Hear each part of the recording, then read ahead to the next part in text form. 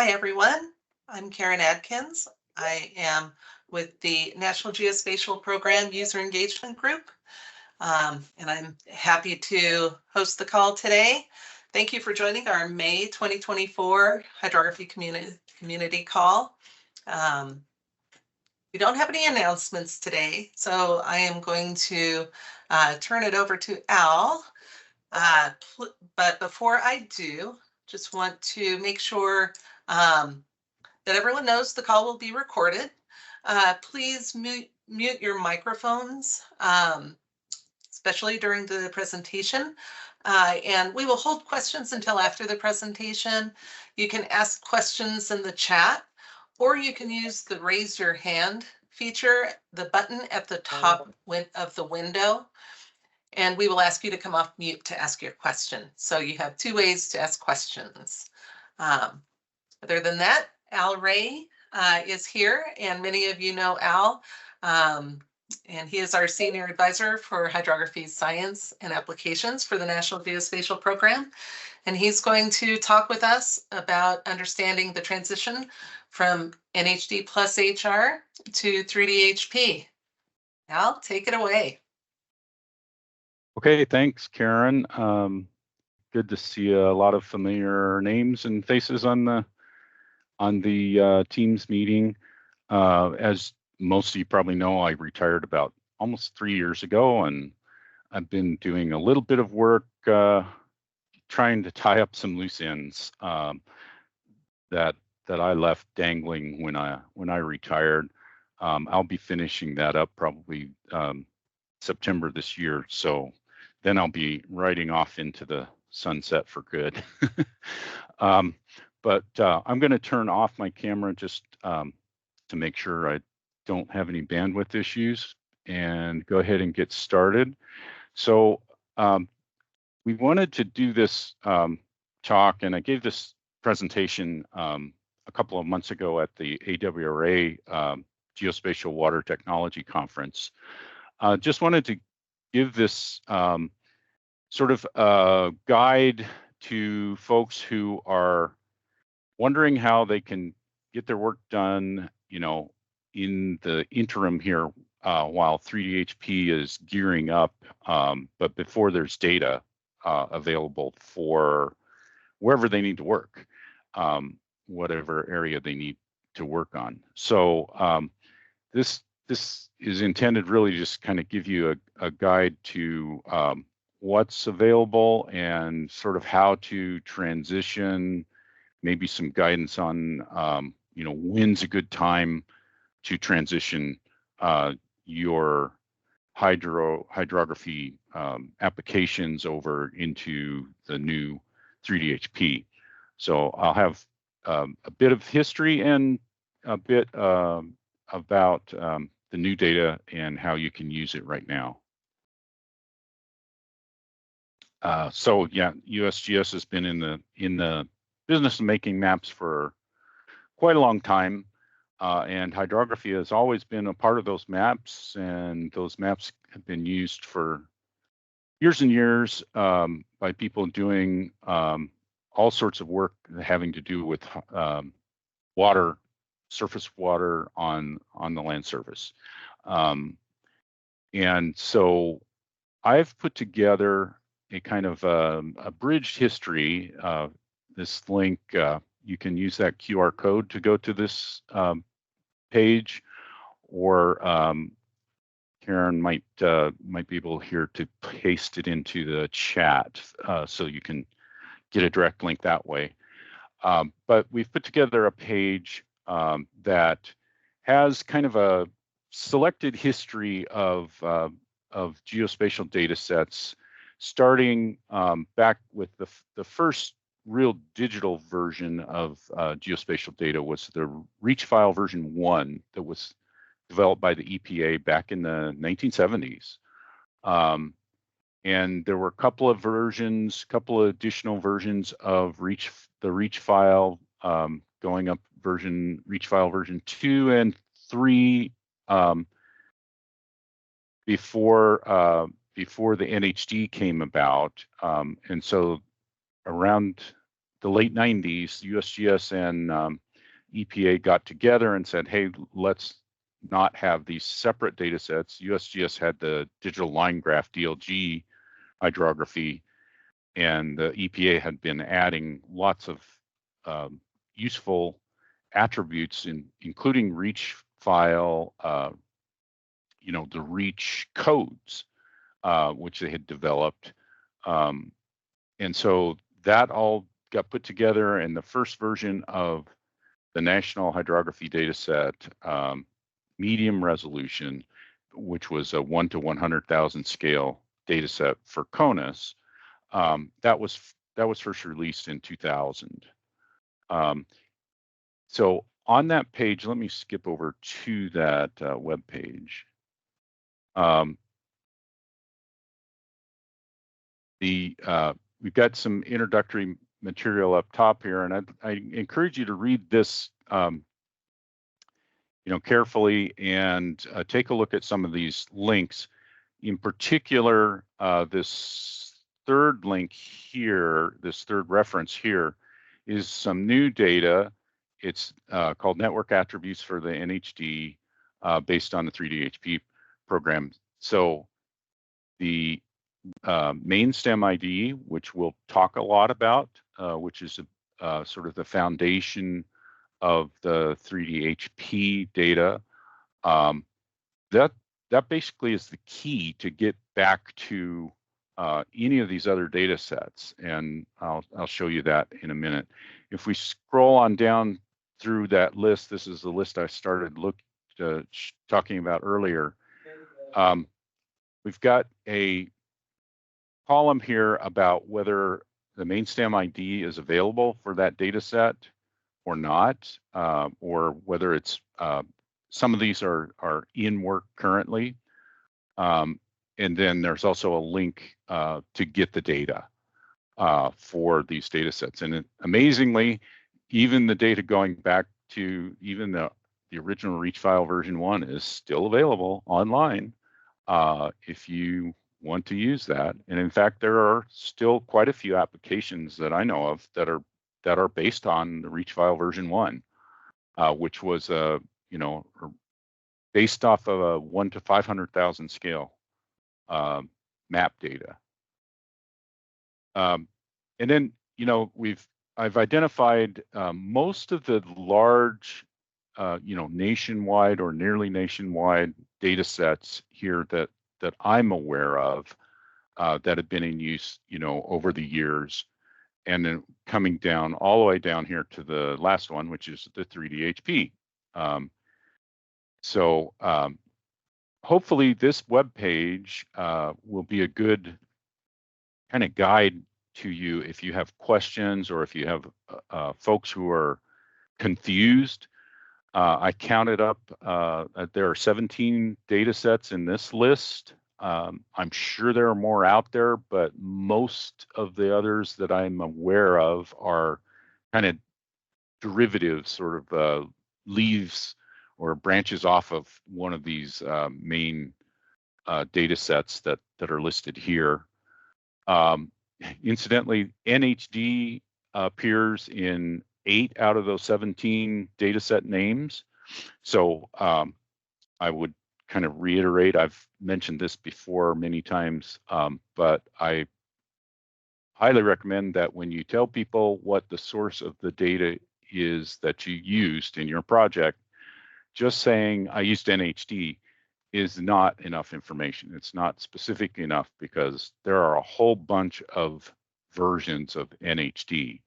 And this chart or this table is hopefully a good guide to kind of give you the basics on what all of those different versions are. And I've included a short description, and in the description, it usually tells you, where did it come from? This kind of there's a lineage going all the way from reach file version 1 through all these data sets, all the way up to the present day with 3DHP data. And I think the most exciting thing about this that I'm really excited about is the fact that we've got main stem IDs either available right now or in the works for all but 2 of these data sets. So the main stem ID is really your key to any of these data sets. Using that main stem ID, you'll be able to link back to any of these data sets, except for a couple of them. So again, that was just talking about that web page. So, you know, unless you've really been out of touch, you are aware of the 3D hydrography program, which is, you know, a complete remapping of the hydrography of the country. You know, the first time that's been done since the original 1 to 24,000 topographic maps were done, most of which were done in all the way all the way between going back into the 1950s or even 40s up through the early 90s. And so those are getting quite dated by now. And so the data is being remapped based off of LiDAR in all of the US except for Alaska, where it's based off of IFSAR data. And, you know, I think you've seen this sort of comparison before. Josh Greenberg has done a couple of presentations to this group, I believe, before, and you can see the differences. You know, much more information now available based off of that LiDAR data, which could see through all that dense tree cover and just get much better spatial information than what we've had in the past to work with.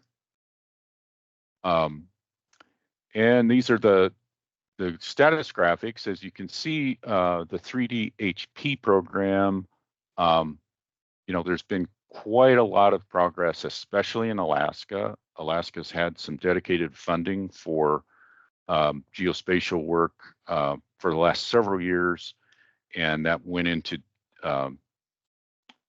acquiring the IFSAR data, and then has gone into, since then, it's been going into getting the updated hydrography for Alaska. So now Alaska's really leading the way on getting hydrography derived from the high resolution elevation data. For CONUS and the rest of the US, it's quite a bit farther behind, and it's you know, going to be a while before the whole country is done. I think the goal to complete the 3D HP acquisition is about 9 years out. So that kind of leads to the next question, really is, and I think this is a question a lot of people have. Okay, so if 3D HP data isn't available for where I'm working, what do I do? What can I do until it's available? So first of all, I want to mention that the 3D HP data has all of the best available current data that we have. The NHD data has been loaded into the 3D HP, and it is available as a web service, and I'll talk more about that later. So perhaps you can use that web service depending on what you need to do. But if that's not the case, the NHD is not going anywhere. It was finalized. The final version of the NHD was released in January of this year. There won't be any more updates. So I guess the good news is it's not changing underneath you. It is finalized. The data is available here. This is probably your best place to go, this data access URL from our old NHD webpage, and that's got links to get all of the old kind of legacy data sets, the NHD, WBD, NHDPlus, High Res, and so forth. You can get to those all from there. There are good some good map services available for the NHD if you just need a quick look. And also there is a 3DHP service, which I mentioned earlier, and I'll have a URL for that in a few more slides. The final version of the watershed boundary dataset, the WBD, is in work right now. It's planned for later this year, probably this fall. It should be coming out. There's some good information on that. I believe it was last month that Kim Jones gave a presentation on this same call, the hydrography community call. And I think we have a recording for that if you missed it last month. But that should be finished and finalized. No more changes after sometime this fall. And then there's the NHDPlus High Resolution. So that was our previous big effort. We released the national release of that. All the data you can still get to, again, from that data access URL. You can download it by 4-digit HUC or 8-digit HUC in Alaska. Or you can get the entire national data set all in one big geodatabase, which is about 26 gigabytes. And that's the link right up here. It's got a DOI, which means that that's a persistent URL that you can use. You can always identify this data set specifically and completely by giving that URI for the DOI number, and that number will always indicate exactly what data you used. So that's a great way to be very specific. Remember what I said earlier about trying to be specific about saying I used the NHD for this. I'd highly recommend for research purposes, especially if you're going to be publishing results and so forth, that you start with this basic final snapshot of the sorry, this is not the final NHD. This is NHDPlus High Res, yeah.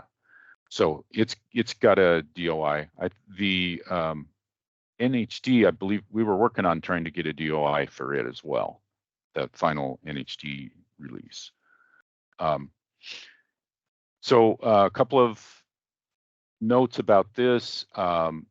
There are some of the attributes in the NHDPlus that have upstream and downstream relationships. For example, there's the path length, which is the distance downstream to the end of the network. So the data was processed by these 4-digit hydrologic units, and it was processed in upstream to downstream order. So like all through, say, the Mississippi River Basin, those data sets that were originally developed and released had kind of placeholder values for those, for a few attributes that when the data was finally put together and completed for the entire country, those updates, those attributes were updated so that everything is consistent and complete throughout. So that's a important feature that you should be aware of, and that's one reason that we made this as a national release. Another important point to note is that this only includes the vector data. There were raster data sets, including flow direction and flow accumulation and several other raster data sets that are part of the NHDPlus High Resolution. Those weren't included. Those wouldn't be changed at all. So you can get those still, again, if you go to this data access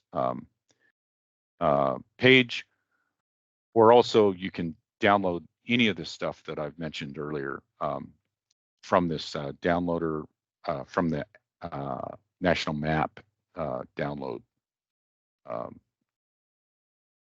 tool if that's a web-based tool as well. If you're more familiar with it and want to use that'll also get that data for you. Something that's in work right now is updating that national release for the NHDPlus High Res to include the updated data sets that were updated after the original beta program in the NHDPlus High Res. And that's these units, these hydrologic regions shown in cyan here. They're basically a half dozen regions in CONUS and then a handful of 8-digit HUCs in Alaska that were done after the beta release and after that first national release of NHDPlus High Res. So this is basically the same thing. It's in work right now. It should be out this fall. It's the only thing that's really going to be different about it will be in these regions that you see in these areas here. Everything else is going to be the same data that was in the previous national release. And again, you can download this by going to the downloader on the national map or to the data access page and going to the folders directly. Just be sure you look for the VPU current folder if you're doing it that way to get the most current version of the updated ones in these areas that are highlighted here. Again, it's just the vector data. The raster data is available again by going there to the downloader.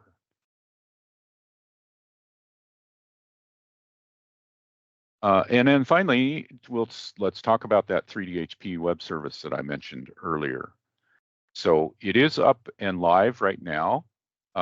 It will be updated quite frequently with new data as new data sets get rolled out with the 3DHP data. And also, it has been loaded. There are a number of attributes that have been loaded in there right now, but there are quite a few attributes that are still just sort of placeholders in that data set. And in a minute, I'll do a little demo and show you that service.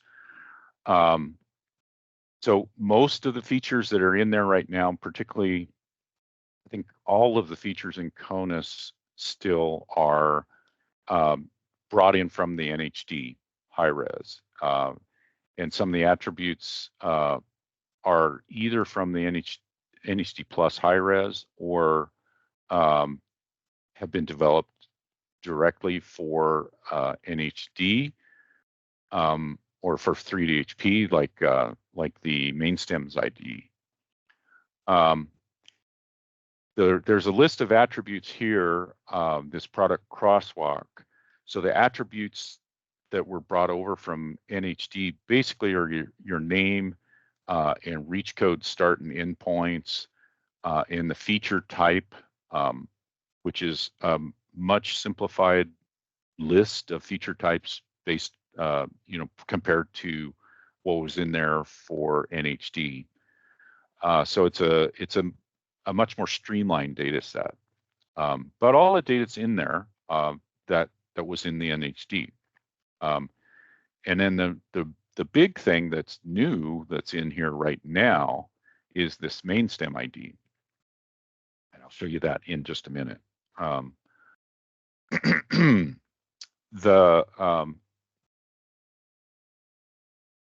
This is the URL for that web service. And there's a plan to do annual data releases similar to the final NHD, the final WBD, the NHDPlus High Res National Release 1 and National Release 2. There's a plan to do annual downloadable data sets for the 3DHP as well. And also to have DOIs for those, so it'll be easier to be specific, and when you're referencing the data set that you're using in your work, in particular if you're publishing it, it's going to be useful to completely identify the data that you used in your analysis. So I highly recommend that you look for those DOIs in the future when you're looking for that. And let's see, I want to do a little demo. Let me go to that page. So I'll just show you sort of how to get to, from the 3DHP main homepage, you can get to that history web page that I was talking about before. You can also find this web services. These are all the National Map web services. If you come in here to theme overlays, you can scroll down and you can find there's an NHDPlus High Resolution, there's an NHD, there's a WBD here somewhere, down here, Watershed Boundaries Dataset, and there's this one here, the 3DHP, which I've got here. You can open that in ArcGIS Online right directly, or you can load it up into ArcGIS Pro or whatever software you use. So if we load that up, show you what that looks like. Down to a place I'm familiar with, home, down Boise. And should show up here in a minute. Now, one thing, if you want to access attributes, you have to hit this Modify Map button. This is an ArcGIS Online thing. And you have to come in here to the flowline feature class if you want to see the attributes themselves, and hit this on the 3 dots menu, you hit the Enable pop-up. And if you've done that and you enable a pop-up, then you'll see the information on that flow line that you just clicked on. So, you know, depending on what software you use, it'll be a little different workflow, but same basic idea. And then you can see the attributes that are here. So what do we have here? It's a lot of stuff that came from the NHD. The GNIS ID and the label from that. This is the Boise River. The feature type, which is a water body connector. That's the new terminology we used to call artificial path in the NHD. You know, it tells you about flow direction. It's on surface. This feature is on the land surface. And then most of the rest of these attributes are blank right now. Those will be filling in over the next several months to years. Those will get filled in with all these attributes. Many of these attributes are very similar if you're familiar with the NHDPlus High Res. They're very, very similar attributes to what's in the NHDPlus High Res. The one that is populated completely, though, is this main stem ID. And if you click on that, it'll take you to a page that's on the GeoConnects website. I believe Dave Blodgett has been on this community call once or twice talking about main stem IDs in the past, but it's a unique identifier. This is the number right there that is for this main stem, which is of the Boise River, and it's all the way from the headwaters to the mouth of that main stem feature. So then this has the ability to link to all kinds of other things. You can link to what's downstream of it. This is a kind of the key into the Internet of Water. So that's what's really nice about the main stem ID.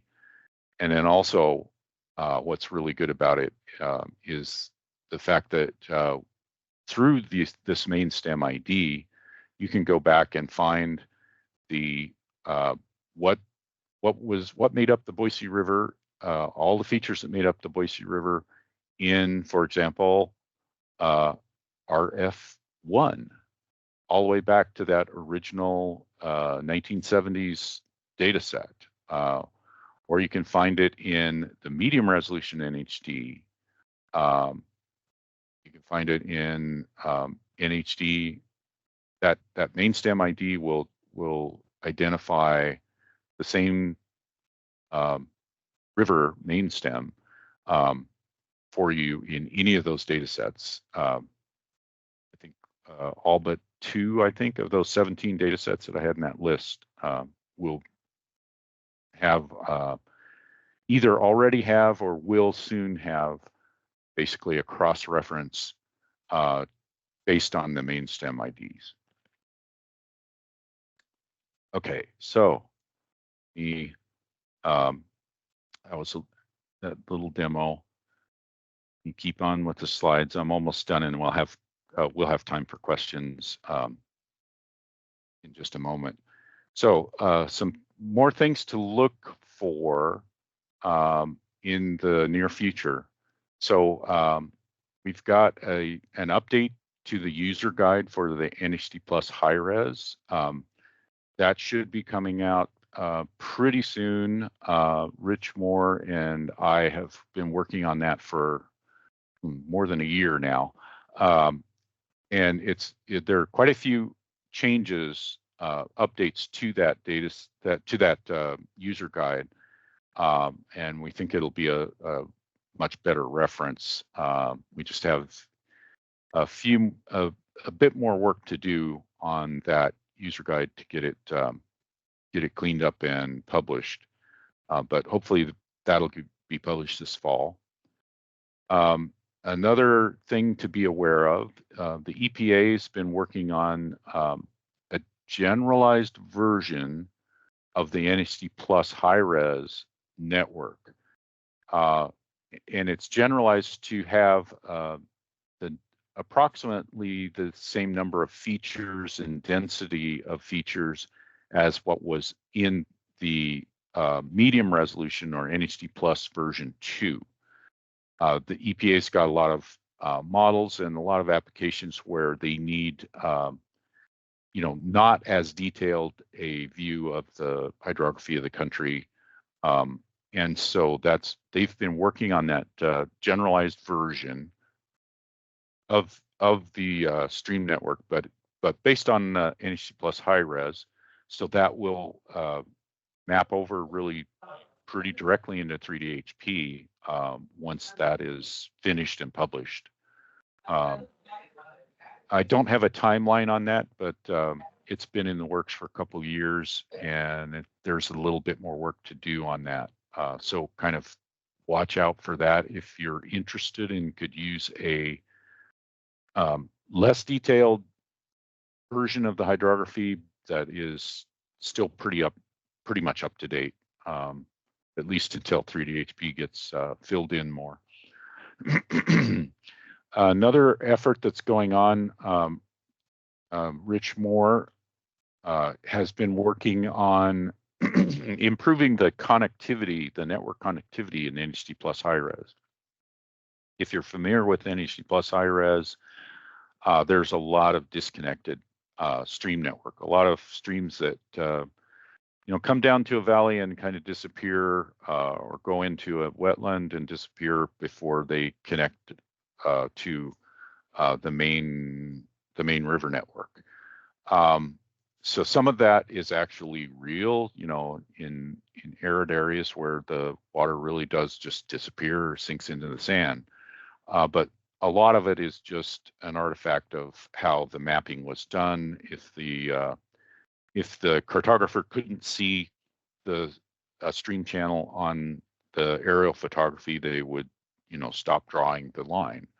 And so we've been working on that. Rich has created an updated flow table, and he's working on a set of value-added attributes to go with that updated flow table that will relate to the NHDPlus High Res.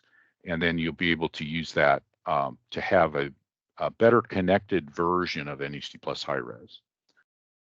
So that's ongoing work. It's probably not going to finish until maybe next year sometime, is my best guess right now. Maybe this fall, but more likely next year. The main stems work is, I mentioned, that's going to be continued, and several of those data sets that I had in my list on that webpage that show that it's in work. Most of that work has been completed and is in that reference that I showed you that Dave Blodgett and others had put together, but it hasn't been quite finalized yet. But Dave told me that that he doesn't expect any changes to that. So if you need main stems, it's available in that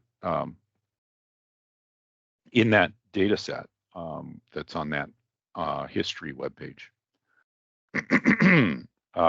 And then also the HydroAdd tool, there's, we've been recommending people use this for the last several years, the HydroAdd ArcGIS Online based tool. It's out there. It continues to support, NHD, referencing things to NHD with reach codes and measures like it has for many years. That tool is going to be continued and supported at least through September of next year. However, after that point, it's uncertain whether it will be continued. And so basically, this is your chance the next year or so, year and a half, is your chance to, if you have applications that use reach codes and measures, to start transitioning those to main stem IDs.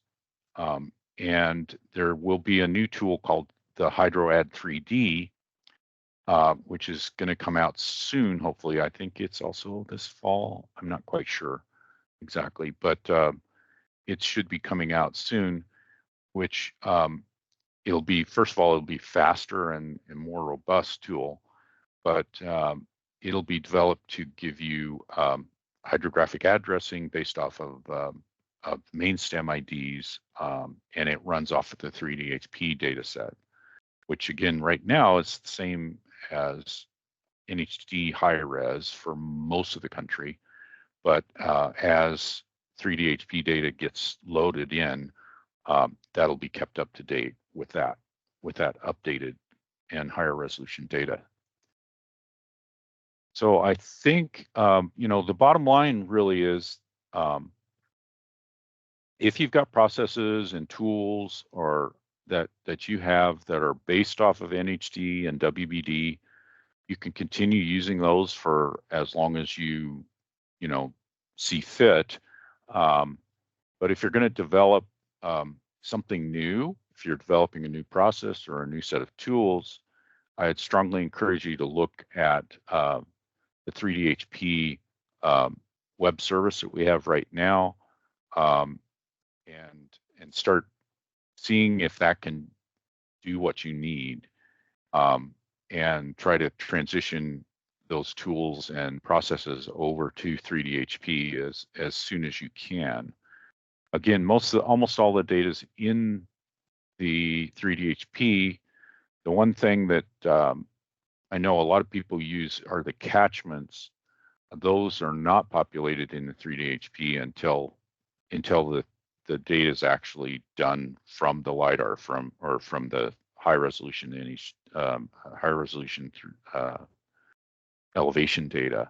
So if you do need catchments or catchment-based data, you still need to work with the NHDPlus High Res would be your best source for that. But there are efforts underway with I know Dave Blodgett's working on moving quite a few catchment-based attributes over onto the 3DHP network. He's got a process developed to do that, and that work's ongoing as well. So a bunch of attributes based off of catchments are going to be available on the 3DHP network, even though the graphic or the geospatial version of the catchment itself is still based on the NHDPlus High Res. So that's all that I have right now. Thank you so much, Al. That was great. Thank you, everyone, for attending, and thank you, folks, for who contributed to the links and responses in the chat. Thank you, Al, very much. This was an excellent presentation and really great resource that we have with all of the historical data, and appreciate you showing us all how everything still stays connected through time, right? Yeah. Wonderful. Well, thanks everybody. It's fun to see a lot of familiar names from long ago and not so long ago. But yeah, it's great to be here. Thanks. Thank you, everyone. We will post the recording of this call in a few days once we have approval to post that, and I'll be sending out links to the videos. Thank you, everyone, and have a wonderful day and a wonderful week.